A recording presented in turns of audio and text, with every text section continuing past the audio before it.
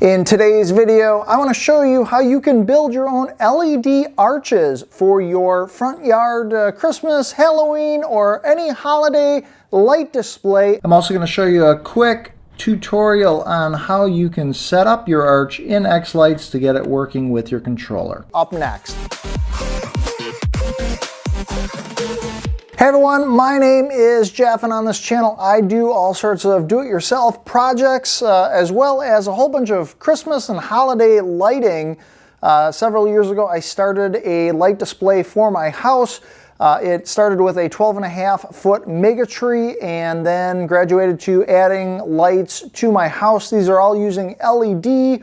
And they're all waterproofed, and if you are interested in checking out any of my do-it-yourself videos on how I created and attached all the lights to my house, created that Megatree, as well as help programming lights that you might have for your holiday light show. If you want to see finished products of my light show, the actual sequences synced up to music, those videos are all on my Tinker Forward Holiday Lights channel, which will also be linked down below. Some fun stuff there for you to check out as well. But in this video, we're going to be focusing on building these LED arches. I'm actually adding these arches to my holiday light show this upcoming year. I'm just showing you what I have done for my particular design to build these, and again, I'm going to leave information and links down in the video description. So first off, the lights that you're seeing in this arch are from Coro. I've bought a lot of my stuff from Coro. These are their LED pixels, and these are the same things you would get if you get the WS2811 pixels from other vendors. I've just had really great luck with great quality from Coro. This is a set of 50 lights. There's actually 51 different holes in this Coro piece. Now the black Coro that you're seeing for the arch, this is actually from the company Boscoyo. This is their large arch, which is made up of 3 different Coro pieces, and you can get medium arches, small arches from Boscoyo. Again, I'll leave links down below. You can check them out. The process I am using for this arch really is going to work for any size, whether you're doing a medium or small arch. The sizing of the pipe you're going to be using is a little bit different, but I'll show you how you can make things work. So the back of the arch is going to feature this flexible piping. This is PEX tubing, which I was able to pick up at Lowe's. Now you can also find this stuff online on Amazon. There's different places you can find it. The longer length you want to buy of this PEX material, the cheaper it's going to be. Clearly, if you're going to be doing several arches, I would recommend that you buy a roll of this stuff and then just cut as necessary at the lengths you need versus trying to buy shorter pieces. You're going to save yourself a lot of money. So 3/4 inch PEX pipe tubing for the arch itself. This tee has the 3/4 inch PEX pipe, and then I'm just using 3/4 inch PVC pipe to go from one end of the bottom to the other. This bottom part of the tee is where you can put some sort of either rebar or some sort of a ground stake into your ground, and that is what's going to support these arches. I'm holding the Coro of the arch to the PEX tubing by just using zip ties. You're going to want to get yourself some zip ties. I've also had good luck using these little Velcro strips. These Velcro strips work great for any extra wiring you might have from your LED lights. You can just wrap that up, use one of these Velcro ties, and it works really well to keep things secure in the off season as far as storage. And real quick, as we do in all the videos on this channel, I've hidden Tinker. Tinker is our little hidden robot, and he briefly pops up in all the videos on this channel, and he's going to briefly pop up during this video. So if you happen to spot Tinker popping up somewhere, be sure to take note of the timestamp when you see the robot popping up. That's the amount of time into this video that you spot him popping up. And if you are the first person to let me know the correct timestamp down in the comments section below, I'll put your name on our Tinker Forward Hall of Fame page, as well as I will give you a shout out in one of our future videos. So the complete length of this arch from center to center of these tees is going to be 6 feet on my particular design. So for me, that bottom piece of PVC when pulled out is 71 inches. That is what I measured mine out. Now let me show you how I laid out the Coro on the PEX. So go ahead and grab your Coro, go ahead and grab your PEX tubing, and then I would suggest before you start putting them together, take your zip ties and start threading them through. For just the purpose of me getting things going, I am doing every other hole. I'm just going in, underneath, coming out, and I have got all the different zip ties on this piece of Coro. I'm going to go underneath the PEX, and you'll notice here that they nicely seat in. It's not going to be perfect. It'll be pretty darn close to being matching up with your PEX, with the arch. But just to get things going so you can get your sizing right and all that, go ahead and start attaching the zip ties. I would keep it slightly loose. You know, don't go super, super tight right away. But essentially you're going to fasten down all of these different zip ties so that you get your first piece of Coro on your PEX. So you can trim up your zip ties later if you want. I've got my first piece of Coro attached out of the 3 for the arch. I'm going to slide this down just a little bit, and then I'm going to attach the next arch. We'll start working on that one. So again, I've pre-threaded all my zip ties. I'm going to do the same thing, just kind of butt it up to this PEX tubing. Go ahead and attach it. The idea is we're trying to get these all on, and then we will bend this PEX to match the arc of this Coro for the arches.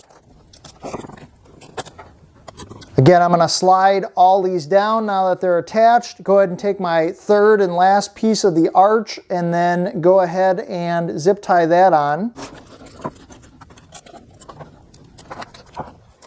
So I've got all 3 parts of my arch attached. Now I purposely left the zip ties a little bit looser because clearly I don't have the PEX bent at the same angle as these Coro pieces, but that's what I'm going to do next. We're going to go ahead and pop that Tee on, get it on nice and snug. So for this next part, we're going to start trying to bend the PEX tubing. For ease of trying to show you on camera, since I've already got this PVC cut, I'm going to insert this into the Tee. Now, if you don't have your PVC cut, there's a couple of things you could do. If you've got a table clamp, you could clamp this to like the end of a table to hold it in place. You could have somebody else hold it for you. You want to do something to just kind of be able to brace this side. Now, with that intact, I'm going to grab the other end of the PEX, and you'll notice now that I've got both ends, I'm able to start bending the arch, the PEX, so that the shape starts to match up with the Coro pieces that are now zip tied to the arch. I have to tighten the arch a little bit more with the PEX, so I'm just going to tighten this up. And now with that arch kind of tightened up, I'm going to go ahead and tighten the rest of my zip ties. So you'll notice on the bottom of the arch, the Coro is pretty much, I'm butting it right up against it's right against that Tee. So with my fun little temporary duct taping that I've done, we're just going to pull that off because that's been holding that in place. We can see that the Tee is going to go right here, and there's about a ½ inch that PEX has got to go into, so it's going to be about right here. I'm going to mark the arch so we can see here that's going into right there. I'm going to mark with a magic marker my PEX tubing, which is going to be right here. And then I would recommend using a miter saw. That's what I'm using to cut my PVC. That's what I'm using to cut my PEX. Now before I cut, I'm going to remove, really I just need to remove this last piece of Coro. So I'm going to undo these zip ties, just cut them with some scissors real quick. Go ahead and cut my PEX.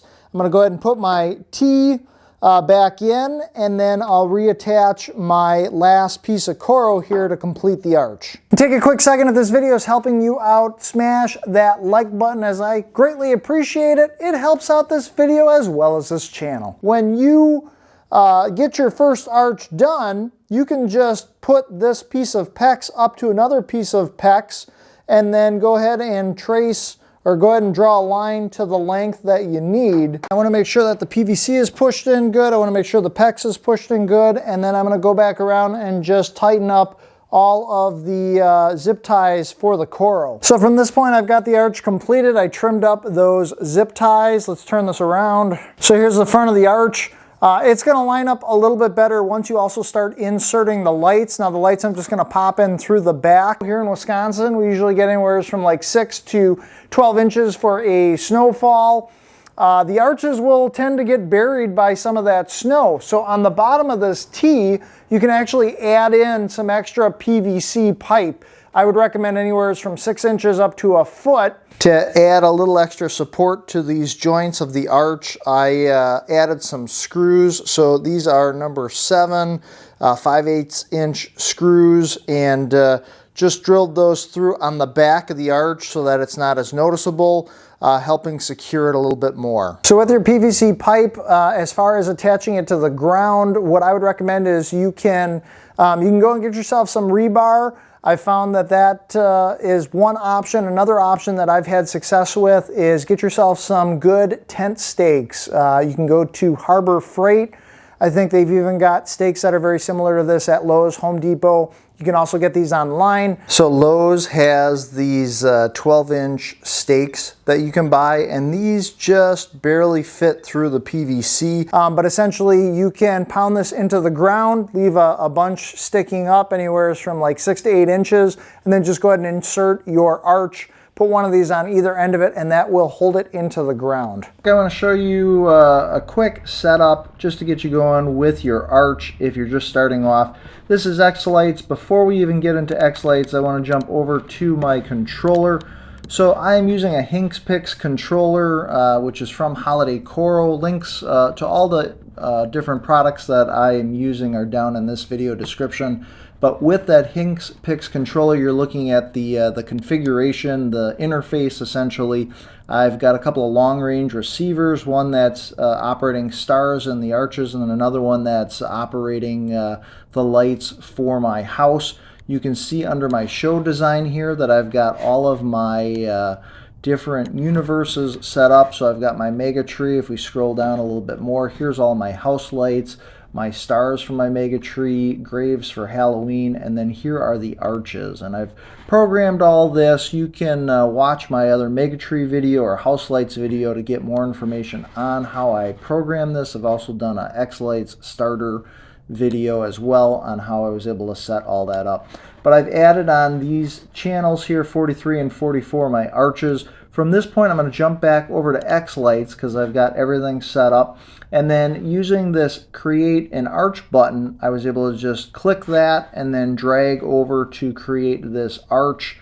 With this arch set up, I can then tap on that arch, and you'll notice here that that highlights. You can also just click on arch here, arches, and that brings up the properties for that particular model. So here, just want to show you, you can change your different number of arches, so you can change it that way. You can also just copy and paste this arch if you want each of those to be its own separate model. There's different ways. I don't necessarily know if there's one right way to set up your show, but I'm just showing you the different examples, and I'm showing you how I've done it. So from that point, I'm actually going to have all my arches as their own model. You can then specify how many nodes per arch. So there's 51 lights in that arch. There's 1 light per light, 1 light per node is what that is. And then starting location for my different sequences is this green square. So the sequence is going to start there and then do whatever it's going to do. This is the important part for connecting. So you're going to hook up your controller, and you want to get all that configured first, but then I'm just using start channel, and that's where under my controller I was able to put it on universe 43 starting on channel 1.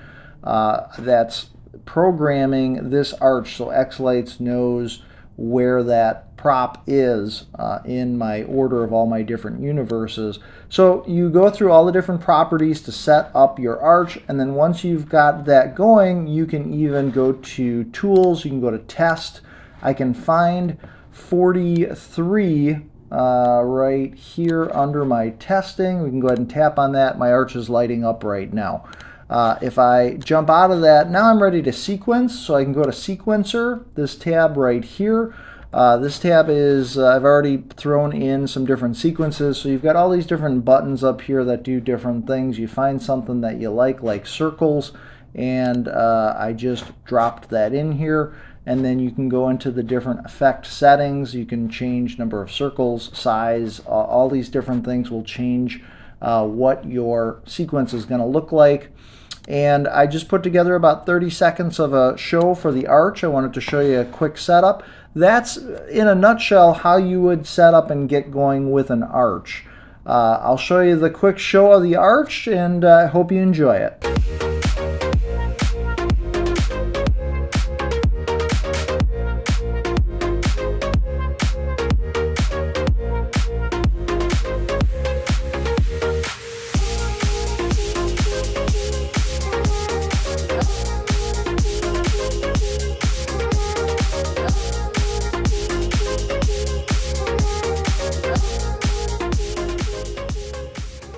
So I'm interested to know, do these tips help you in creating your LED arch? Do you have other tips to add? Have you successfully created your LED arches? Maybe this video helped you out. Let me know down in the comments section below. And if you enjoyed this video, I do weekly videos on this channel, do-it-yourself projects around the house, tech reviews, tips, and more. So be sure to hit that subscribe button, that little notification bell, and you'll never miss any of my future videos. My name is Jeff, and as always, I appreciate you watching. Be sure to make every day awesome. Be sure to check out the other videos I've done on holiday lighting tips for my house, my Megatree creation, and how to program in XLights. And I will see you guys in the next video.